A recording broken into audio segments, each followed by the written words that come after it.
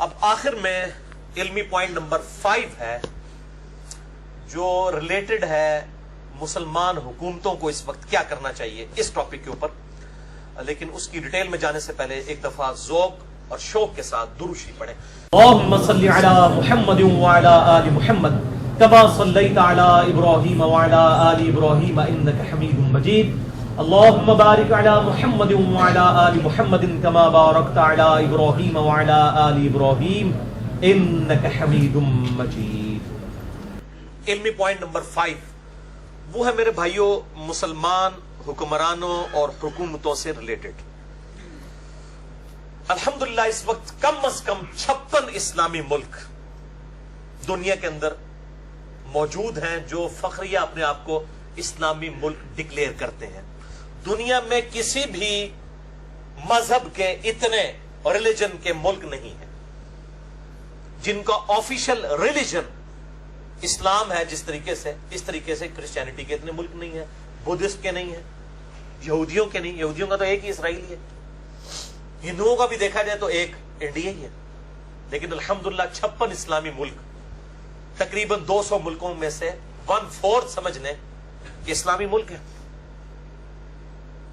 اور ان میں بھی کم از کم 4 جو ہیں وہ میں سمجھ رہا ہوں ٹاپ آف دا لسٹ ہے اپنی پاور کے اعتبار سے، بلکہ ایک 5واں ملک بھی ہوتا مصر، جہاں پہ اخوان المسلمون کی حکومت آئی لیکن غیر مسلموں کی سازشوں کی وجہ سے وہ ختم ہوئی، اور خود مسلمان بھی اس سازش میں شامل ہوئے جس میں سعودیہ کی بھی بہت بڑی ایک خیانت ہے حکومت ختم کرنے میں، صدر مرسی کی حکومت، ورنہ وہ آج طیب اردگان سے بھی بڑھ کے وہ مجاہد آدمی اس وقت قید میں ہے۔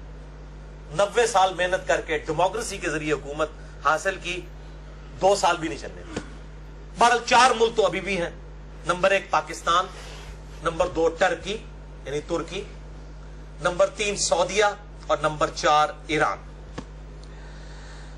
ان 4 مسلمان ملکوں کے حکمرانوں سے میں ریکویسٹ کروں گا کہ سورہ بنی اسرائیل کا جو پہلے کے 2 رکوع ہیں پارہ نمبر 15 میں، جس میں اللہ تعالیٰ نے بنی اسرائیل جو اللہ تعالیٰ کی لاڈلی امت تھی ان کو کس طرح مار پٹوائی کافروں کے ہاتھوں اور بیت المقدس کی اینٹ سے اینٹ بجوا دی ان کی غلط حرکتوں کی وجہ سے، وہ پڑھے۔ میں نے اس پہ پورا ڈیٹیل لیکچر دیا ہے، مسئلہ نمبر 127A اور 127B۔ سابقہ امت مسلمہ اور حالیہ امت مسلمہ کے 2 عروج اور 2 زوال، 127A اور 127B جو ہے امام محمد مہدی کی خلافت کے اوپر۔ یہ آج مطلب ہم لوگ کہتے ہیں وہ جی کافروں نے سازش کر دی، کوئی معاملہ ہو جی کافروں نے سازش کر دی، کافروں تو سازش کرنی ہے، یہ ان کا حق ہے سازش کریں، ہم خود نہ اس سازش کے شکار ہوں۔ جن کے پاس حکومت آئے گی وہ دوسروں کے خلاف سازش کریں گے، ان کو برا کہنے کی بجائے پورا قرآن آپ اٹھا کے دیکھ لیں، قرآن حکیم ہمیشہ اپنے ماننے والوں کو ڈانٹتا ہے کہ تم اپنی حرکتیں درست کرو۔ پورے قرآن کے اندر آپ کو کہیں پہ کافروں پہ ڈانٹ نہیں ملے گی کہ کافروں مسلمانوں کے خلاف سازشیں کیوں کر رہے ہو، نہیں، مسلمانوں تمہاری حرکتیں ایسی کیوں ہیں کہ پھر اللہ تعالیٰ کافروں کو تم پر مسلط کرتا ہے۔ سورہ بنی اسرائیل پارہ نمبر 15 پہلے 2 رکوع پڑھ لیں تو آنکھیں کھل جائیں گی، اور خصوصاً مسلمان حکمرانوں کو تو یہ ضرور پڑھنا چاہیے، اور ہمارے علماء کو بھی پڑھنا چاہیے، اور عوام الناس کو حقائق بتانے چاہیے۔ جو یہ جہاد کے لبیک الجہاد الجہاد یہ نعرے لگوا کے لوگوں کو جو ہے نا اور طرف لگا رہے ہیں، ان کو بتائیں کہ یہ اللہ کی طرف سے عذاب کا کوڑا جب پڑتا ہے وہ کیوں پڑتا ہے۔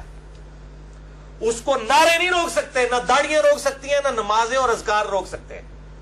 آپ اگر ایک ناڑی ڈرائیور بٹھا دیں گے روڈ لائنر کے ڈرائیونگ کی سیٹ کے اوپر، 72 کی 72 سواریاں پیچھے دعائیں مانگتے رہے، اس نے ٹھوک دینی گاڑی پھر بھی جا کے۔ اللہ تعالیٰ کے رولز ہیں، اللہ تعالیٰ نے اپنے رولز قرآن میں بیان کیے ہیں کہ جب میرے رول ٹوٹیں گے پھر اللہ تعالیٰ کس چیز کی پرواہ نہیں کرتا، اور اللہ کے عذاب کا کوڑا آ کے پڑتا ہے۔ اور اس کے لیے ضروری نہیں ہے جسم میں جب بیماری ہوتی ہے پھوڑا کہیں بھی نکل سکتا ہے، ضروری نہیں کہ روہنگیا کے مسلمانوں نے یہ کچھ کیا تو ان پر عذاب کا کوڑا پڑا ہے، ممکن بھی ہے ان کی بے عملی کے سبب، لیکن وہ بے عملی یہاں پہ موجود ہے، خدا نہ خواستہ کل ہماری باری بھی آ سکتی ہے۔ تو اس حوالے سے میں انصاف سمجھتا ہوں کہ سورۃ الانفال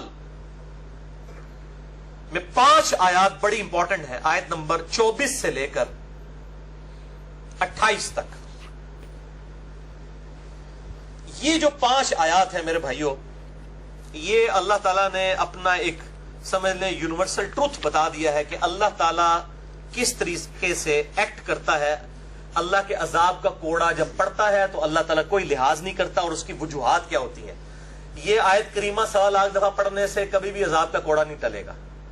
وہ تقی عثمانی صاحب بھی، وہ فلاں کو خواب میں ایک بزرگوں کو نے دیکھا، ان کے کسی جاننے والے بزرگ نے دیکھا کہ نبی علیہ السلام نے فرمایا 70,000 دفعہ سورہ شمس پڑھو عذاب ٹل جائے گا. بھئی آپ 70 کروڑ دفعہ بھی پڑھیں، جب تک قرآن کے اندر جو بیان کردہ رولز ہیں ان کو آپ فالو نہیں کر رہے، کوئی وظیفہ عذاب نہیں ٹال سکتا. پوری دنیا کے مسلمان قنوت نازلہ پڑھتے رہے، پھر بھی بنگلہ دیش ہم سے الگ ہو گیا. اسرائیل پوری عرب دنیا کو شکست دے گیا، ساری قنوت نازلہ، ساری امام کعبہ کی دعائیں دری کی دری رہ گئی. اب بھی ایسا ہی ہونا ہے جب تک ہم عقل کے ناخن نہیں لیں گے. یہ سنیں سورۃ الانفال آیت نمبر 24 سے لے کر 28 تک. میں جلدی اس کو کور کرتا ہوں. اعوذ باللہ من الشیطان الرجیم. یا ایھا الذین آمنوا استجیبوا للہ وللرسول. اے ایمان والو، جب اللہ اور اس کا رسول تمہیں بلایا کرے اپنی تعلیمات کی طرف، اذا دعاکم، بلائیں جب تمہیں تو فوراً ان کی آواز پہ لبیک کہا کرو. لما یحییکم، تاکہ وہ تمہیں ایک زندگی کی طرف لے جائیں. دنیا میں بھی امن اور آخرت کی الٹیمیٹ زندگی ملے گی جب اللہ اور اس کے محبوب صلی اللہ علیہ وآلہ وسلم کی اطاعت کی جائے گی. وَاعْلَمُوا أَنَّ اللَّهَ يَحُولُ بَيْنَ الْمَرْءِ وَالْقَلْبِ، اور خوب کان کھول کر سن لو کہ بے شک اللہ تعالیٰ خود حائل ہو جاتا ہے انسان اور اس کے دل کے درمیان. یہ بہت خطرناک معاملہ ہے. اللہ تعالیٰ کہتا ہے ہم حائل ہو جاتے ہیں، پھر پلے نہیں کوئی بات پڑتی. جب اللہ تعالیٰ حائل ہو جائے کسی کی عقل اور اس کے درمیان تو اس کو کوئی بات سمجھ نہیں آ سکتی. وَأَنَّهُ إِلَيْهِ تُحْشَرُونَ، اور یہ جان رکھو بے شک تم نے مر کے اسی کی طرف اٹھنا ہے. وَاتَّقُوا، اور ڈر جاؤ. یہ وہ آیت ہے، آیت نمبر 25 سورۃ الانفال. یہ سارے مسلمان حکمرانوں کے لیے، ان سب لوگوں کے لیے جو ایئر کنڈیشن کمروں میں بیٹھے ہوئے ہیں اور آج روہنگیا کے مسلمانوں کی بات کر رہے ہیں، وہ بھی کان کھول کے اس آیت کو سن لیں. ڈر جاؤ، فِتْنَةً لَا تُصِيبَنَّ الَّذِينَ ظَلَمُوا مِنْكُمْ خَاصَّةً. ڈر جاؤ، اللہ کا تقوی اختیار کرو اور اس فتنے سے ڈر جاؤ کہ جو خاص ان لوگوں پر ہی نہیں آئے گا جو ظلم کرنے والے ہیں، بلکہ عوام الناس پہ بھی آ جائے گا. یہ اللہ کا اصول ہے. یعنی جب ذبح ہوتی ہے جس قوم بنی اسرائیل پہ جب عذاب آیا تھا تو اس کے سارے ہی گئے گزرے تھے. جب مسلمانوں کے اوپر جو تکلیف آتی ہے کہ سب کے سب بھی جو ہے وہ اللہ کے نافرمان نہیں. دنیا میں عذاب اللہ کا سب پہ آتا ہے. ہاں آخرت اہل ایمان جو اچھے لوگ ہیں ان کی اچھی ہوگی، بروں کی بری. لیکن دنیا میں جب اللہ کا عذاب آتا ہے چاہے وہ زلزلے کی شکل میں آئے تو اس میں نافرمان لوگ بھی مرتے ہیں اور فرمانبردار لوگ بھی، تابع فرمان بھی مر جاتے ہیں.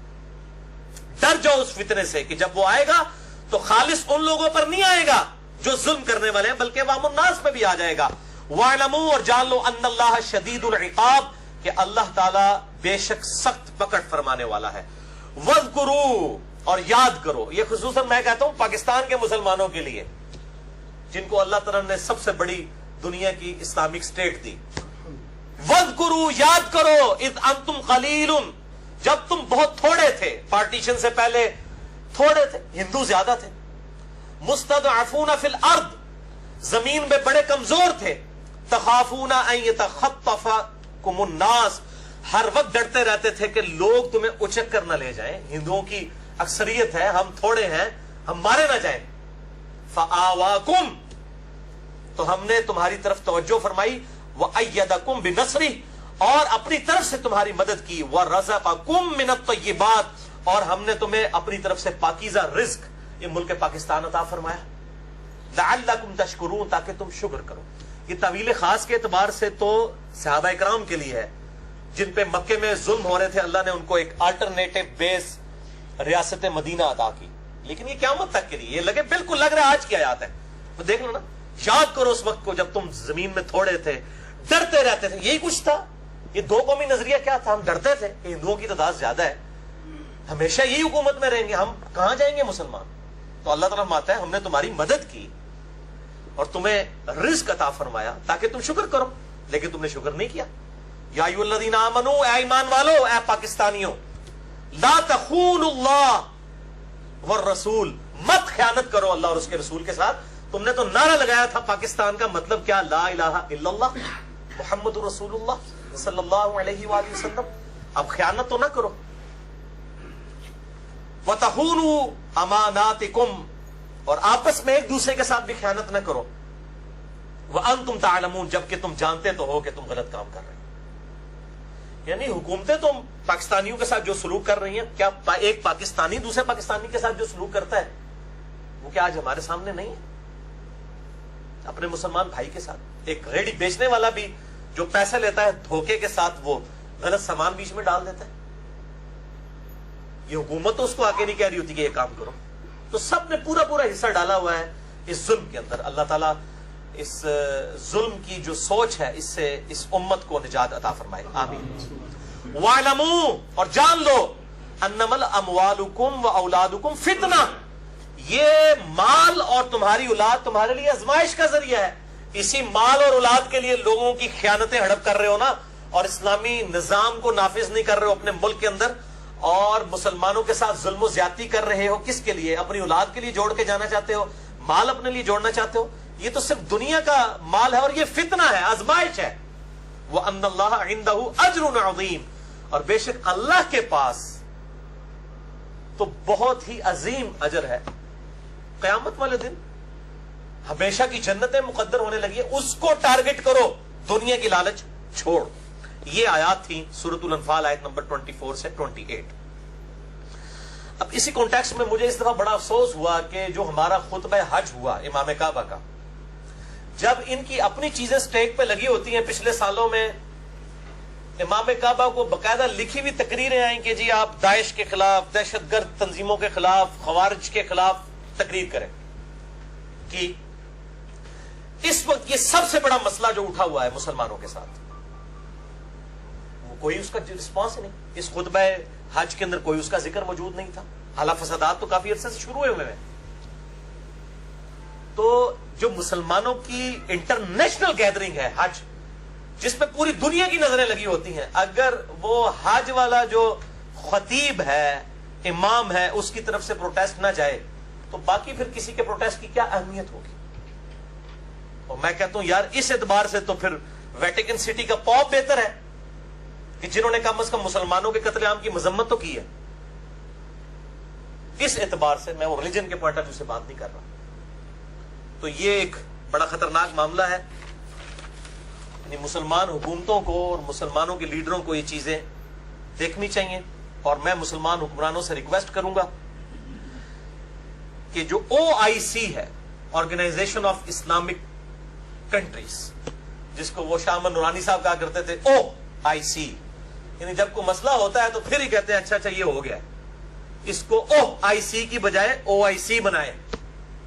اور مجھے آج پتا چلا ہے کہ غالباً کل 10 ستمبر 2017 کو انشاءاللہ تعالی اس کا اجلاس ہونے جا رہا ہے. اللہ تعالیٰ اس میں سے خیر والا معاملہ فرمائے اور OIC کے ذریعے UN جو یونائٹڈ نیشن ہے اس کے اوپر دباؤ ڈالا جائے.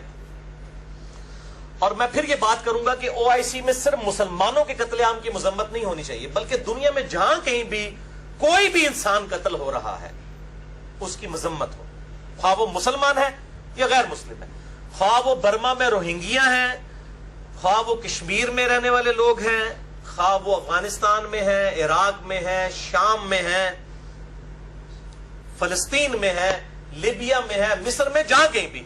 اب یہ المیہ ہے کہ اکثر جگہ پہ مسلمان ہی ہیں.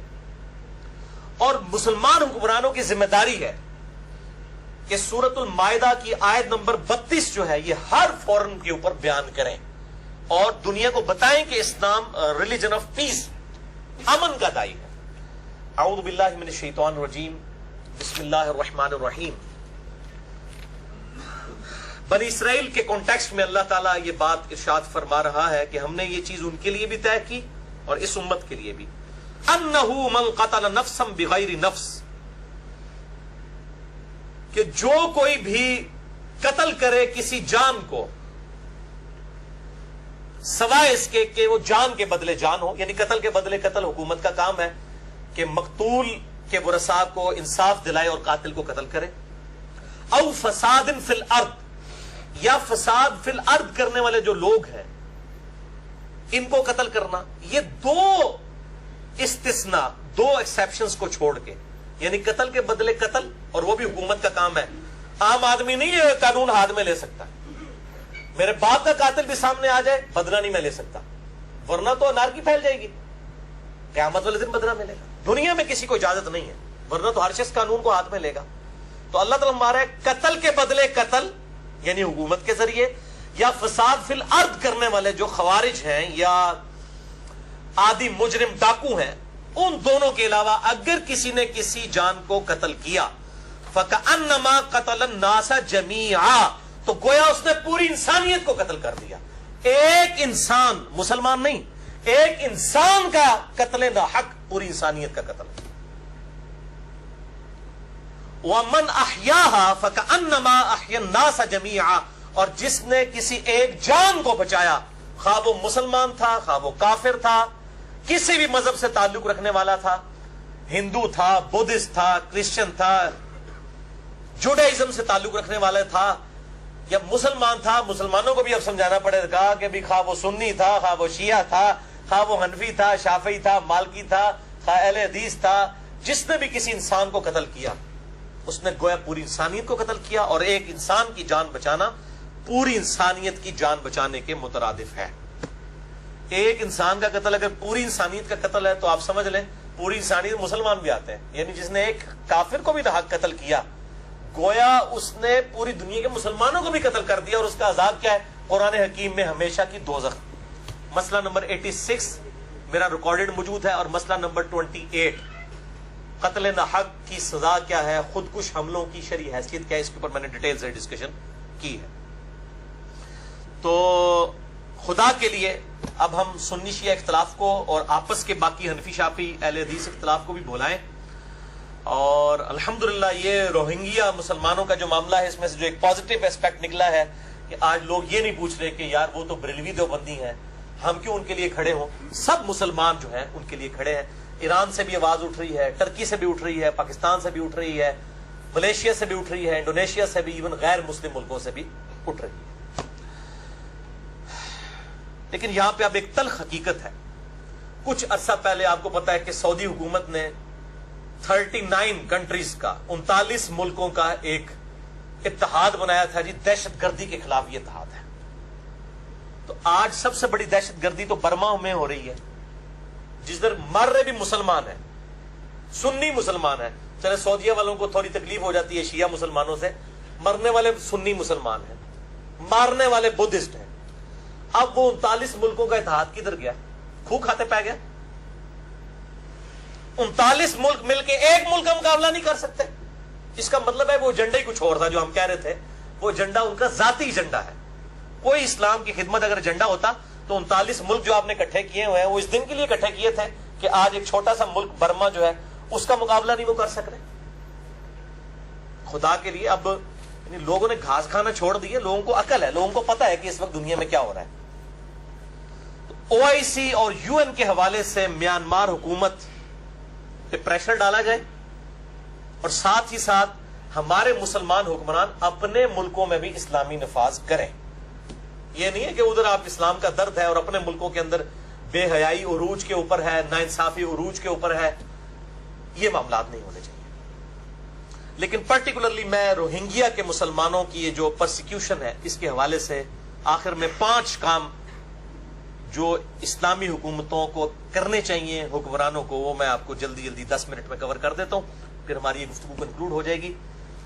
پہلا کام، جو آلریڈی روہنگیا مسلمان ملکوں میں آباد ہیں، پاکستان میں بھی 3.5 لاکھ ہیں، بنگلہ دیش میں 5 لاکھ ہیں، سب سے زیادہ بنگلہ دیش میں، سعودیہ میں 2 لاکھ کے قریب ہیں، اسی طریقے سے ملیشیا میں، باقی مسلمان ملکوں میں ہیں. کم از کم ان کو تو اپنے ملکوں کی شہریت دینا. 50 سال ہو گئے ان کو، لیکن ہمارے ملک کی شہریت نہیں ہے پاکستان کی روہنگیا مسلمانوں کے پاس. میں ابھی کل ہی جو ان کے پاکستان میں مسلم برمی آرگنائزیشن کے سربراہ ہیں نور حسین ارکانی، وہ ارکان صوبہ ہے نا برما کا جہاں سے مسلمان یہ روہنگیا آئے ہیں، تو مجھے سن کے یقین کریں مجھے اتنا دکھ ہوا. وہ کہنے لگے جی کہ نادرا والے ہمارے کارڈ ہی نہیں بنا رہے، ہمیں تو اس ملک کا شہری نہیں مانتے. اب نادرا کا کارڈ نہ بنے تو آپ سمجھ لیں کہ یہ 3.5 لاکھ لوگوں کو پاکستان میں کوئی سرکاری نوکری نہیں مل سکتی. بلکہ آج کل جو دہشت گردی والے معاملات ہیں، آپ شناختی کارڈ کے بغیر سفر نہیں کر سکتے، کسی بینک میں اکاؤنٹ نہیں کھول سکتے.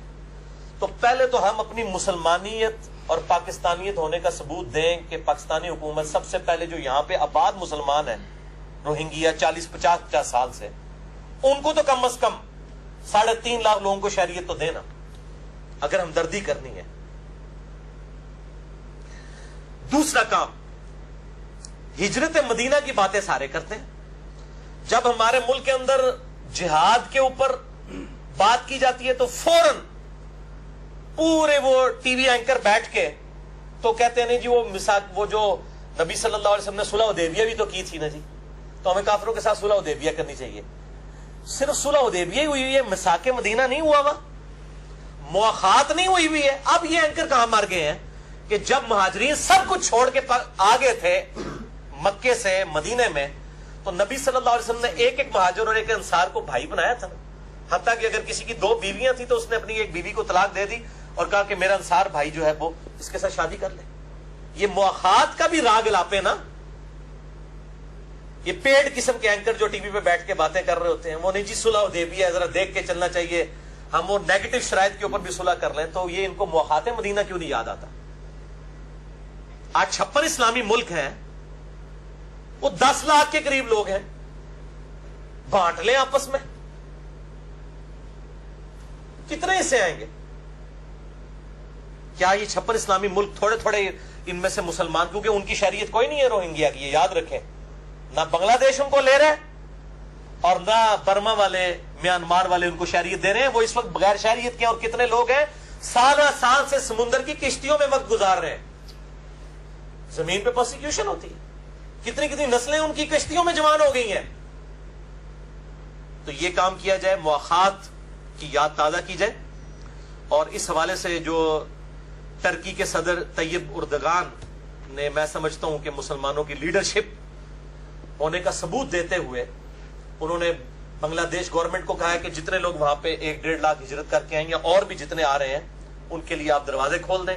ان کا سارا خرچہ جو ہے وہ ترکی کی حکومت دے گی. یہ بہت بڑی، میں سمجھتا ہوں کہ ان کی قربانی، اللہ تعالیٰ ان کو جزائے خیر عطا فرمائے. بلکہ انہوں نے اپنی وائف کو بھی وہاں پہ بھیجا، پناہ گزین کیمپوں کے اندر انہوں نے خود وزٹ کیا. بڑے رکت انگیز وہ مناظر ہیں. تیسرا کام یہ ہے کہ جو ملک میں این جی اوز ہیں رجسٹرڈ، جو واقعی صحیح کام کر رہی ہیں، جیسے جماعت اسلامی کی الخدمت فاؤنڈیشن ہے یا عیدی ویلفیئر والے ہیں، ان کے ساتھ مل کے پاکستان کے اندر خصوصاً حکومت جو ہے فنڈ ریزنگ کرے ان لوگوں کی مدد کرنے کے لیے. اور باقی اسلامی ملکوں میں بھی ہر جگہ این جی اوز موجود ہیں، جو صحیح این جی اوز ہیں وہ فنڈ ریزنگ کرے اور حکومت جو ہے وہ ان کی پش پناہی کرے تاکہ فراڈیوں سے جان چھوٹے. ورنہ جناب فنڈ ریز کرنے والے مولوی آپ ہی کھا جان گے جی. اور ساتھ ہی ساتھ ان تنظیموں کے اوپر نظر رکھیں کہ یہ کوئی پرائیویٹ جہاد کے لیے لوگ بھرتی نہ کر رہے ہوں، کیونکہ آج کل ایسے لوگ بھی میدان میں نکل آئے ہیں. اور میں نے پہلے بھی بتایا آپ کو کہ اب الحمدللہ ہم تو بہت پہلے سے ہی شور مچا رہے تھے، اب تو ہماری اسٹیٹ پالیسی آ گئی ہے وزارت خارجہ اور وزارت داخلہ کی طرف سے کہ پاکستان میں کوئی نان اسٹیٹ ایکٹر نہیں ہوگا اور جہاد جو ہے یہ صرف گورنمنٹ کا کام ہے کہ وہ جہاد کرے. چوتھا کام، تمام اسلامی ملک اپنے ملکوں میں سے میانمار یعنی برما کے سفارت خانے ختم کریں، سفیروں کو چھٹی کروا کے گھر بھیجیں.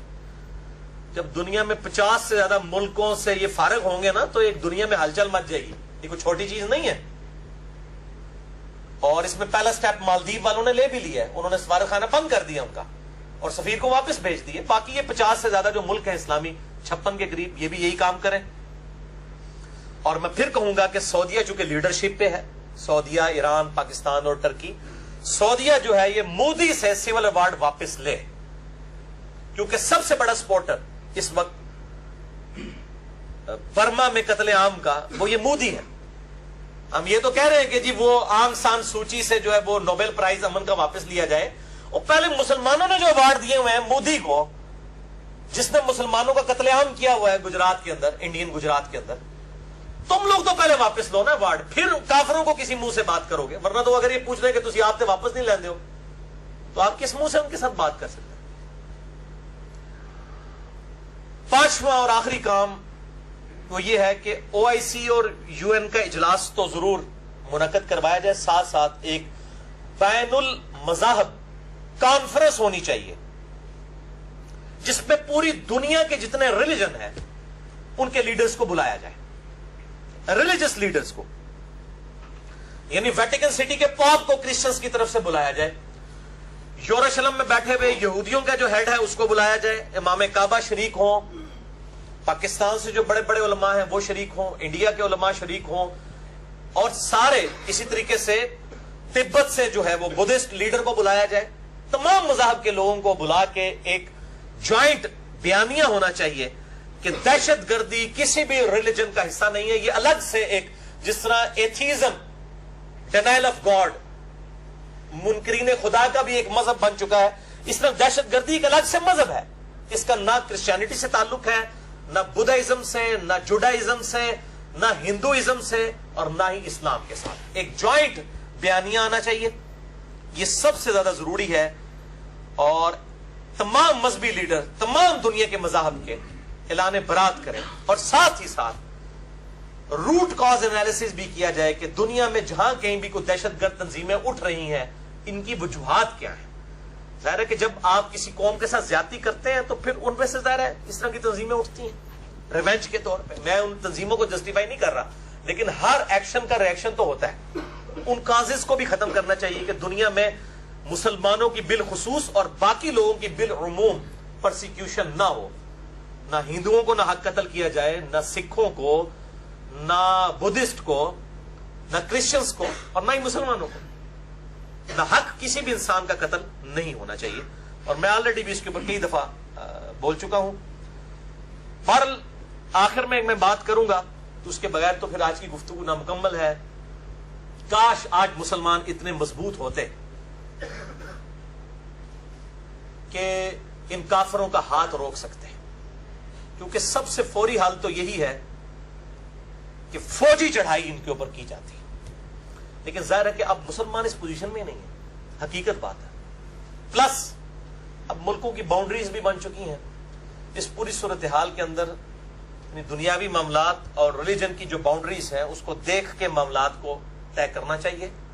बहरहाल अगर पूरी दुनिया के मुसलमान मुल्क मिल के कोई एक जॉइंट इस किस्म का कोई एडवेंचर करते हैं मुसलमान हुक्मरान, और वो मिल के हो कंसेंसस के साथ, तो बिल्कुल मुसलमान उम्मत को सपोर्ट करना चाहिए इस मामले में। कोई पीछे हटने वाली बात नहीं, क्योंकि दहशतगर्दी का खात्मा अमन के लिए, उसके लिए आर्म कन्फ्लिक्ट भी जरूरी है। लेकिन ये जो प्राइवेट जहाज के लिए भर्तियां हो रही है ना, ये तो बंदे वहां जाके मरेंगे, इनको पता ही नहीं है, हो सकता है अपनों को ही मार के आ जाए, क्योंकि ज़ाहिर एक पूरा एक प्रिसाइज काम है। इस तरीके से पूरे इक्विपमेंट्स होते हैं और फिर मामलात को देखना होता है, जोग्राफिया होता है। आम बंदे की कॉम्पिटेंसी नहीं है कि वो इस तरह जाके लड़े। बाकी आम आदमी इनडायरेक्टली शामिल है। ज़ाहिर है मैं पहले भी अर्ज कर चुका कि हम जो टैक्सेस का पैसा देते हैं, इन्हीं टैक्सेस के जरिए हम तो एक साबुन की टिकिया के ऊपर भी टैक्स देते हैं। हम पेट्रोल के अगर 70 रुपए लीटर दे रहे हैं, उसमें से आधे 35 रुपए टैक्स दे रहे होते हैं गवर्नमेंट को। उन्हीं टैक्सेस में से हमारे जो अस्करी जो मामलात हैं वो चलते हैं। तो हर बंदा जो है वो अपना हिस्सा डाल रहा है। जाहिर है कि जिस्म में भी आंख का काम देखना है, आंख का काम चखना तो नहीं। आप मिर्च यहां डाल के तो चख नहीं सकते। मिर्च को चखने के लिए जुबान होगी, सुनने के लिए कान होंगे, बोलने के लिए जुबान होगी, देखने के लिए आंखें होंगी, चलने के लिए पांव होंगे, पकड़ने के लिए हाथ होंगे। इसी तरीके से जो फौजी मामलात हैं उसमें लड़ने के लिए और लोग होंगे, पीछे से फाइनेंशियल सपोर्ट करने वाले और होंगे। ज़ाहिर है जब सैयदना उमर फारूक रज़ियल्लाहु ताला अन्हु अलैहि सलाम ने फौजी छावनियां कायम की थी, तो सैयदना उमर खुद तो आगे जाके नहीं लड़ते थे, फौजी लड़ती थी। आज भी अगर कोई ऐसा मामला होता है, ज़ाहिर है प्राइम मिनिस्टर ऑफ पाकिस्तान ने तो जाके आगे नहीं लड़ना ना, हमने लड़ना है, फौज ने ही लड़ना है, जिनको इस काम के लिए इस पूरी उम्मत ने इतने हैवी बजट के साथ जो है वो अपॉइंट किया हुआ है। तो ये पूरी उम्मत उसमें शामिल हो जाएगी। तो मैं इस पॉइंट के बगैर इसको समझता था नामुकम्मल। मैं बिल्कुल इस हक में हूं, क्योंकि पूरी गुफ्तगू में मैंने पीस पीस पीस बात की, तो लोग कह रहे होंगे यार सिर्फ पीस ही, ये लातों के भूत जो है वो बातों से नहीं मानते। काश हम इतने मजबूत होते कि इस किस्म की एक्टिविटी परफॉर्म कर सकते। अब आज के दौर में इस किस्म की एक्टिविटी परफॉर्म करते वक्त पूरा सोचना चाहिए कि फिर एक यक जुबान होके सारे मुसलमान जो है वो अहद करके ये मामला करें। अदरवाइज ये ना हो कि अपने ही अपनों की जो है वो ٹانگیں کھینچ رہے ہوں اور وہ جڑیں ان کی کاٹ رہے ہوں. آخر میں اللہ تعالیٰ سے دعا کروں گا کہ پوری دنیا میں جتنے بھی مسلمان بالخصوص اور بالعموم جتنے بھی انسان خواہ کسی بھی مذہب سے تعلق رکھنے والے ان کی پرسیکیوشن ہو رہی ہے، اللہ تعالیٰ ان کی عزت اور آبرو کی حفاظت فرمائے اور ان کو دشمنوں کے نرغے سے جو ہے وہ محفوظ فرمائے. اور خصوص بالخصوص جو ہمارے برما میں اراکان صوبے میں میانمار کے اندر روہنگیا مسلمان ہیں، جو ان کے ساتھ معاملات اس وقت ہو رہے ہیں، اللہ تعالیٰ ان کی اس تکلیف کو جلد از جلد دور فرمائے، ان کو صبر و استقامت عطا فرمائے اور ہمیں اپنے بھائیوں کے لیے ہر وہ ایفرٹ کرنے کی توفیق دے کہ جو اللہ اور اس کے محبوب صلی اللہ علیہ وآلہ وسلم کی منشا کے مطابق ہے. اور آج کی گفتگو میں نے جتنی بھی باتیں کی، اللہ ان میں جو حق باتیں ہیں وہ یقیناً تیری توفیق سے اللہ اپنی بارگاہ میں قبول و منظور فرما. اگر جس بات میں کوئی غلط بات نکل گئی تو اللہ ہمارے دلوں سے معاف کر دے اور اس کو معاف بھی فرما دے. ہمیں کتاب و سنت کی تعلیمات کو خود بھی اس پہ چلتے ہوئے سمجھ کر دوسرے مسلمان بھائیوں تک پہنچانے کی توفیق عطا فرمائے. سبحانک اللہم و بحمدک اشہد ان لا الہ الا انت استغفرک و اتوب الیک وما علینا الا البلاغ المبین. جزاکم اللہ خیرا و احسن الجزاء.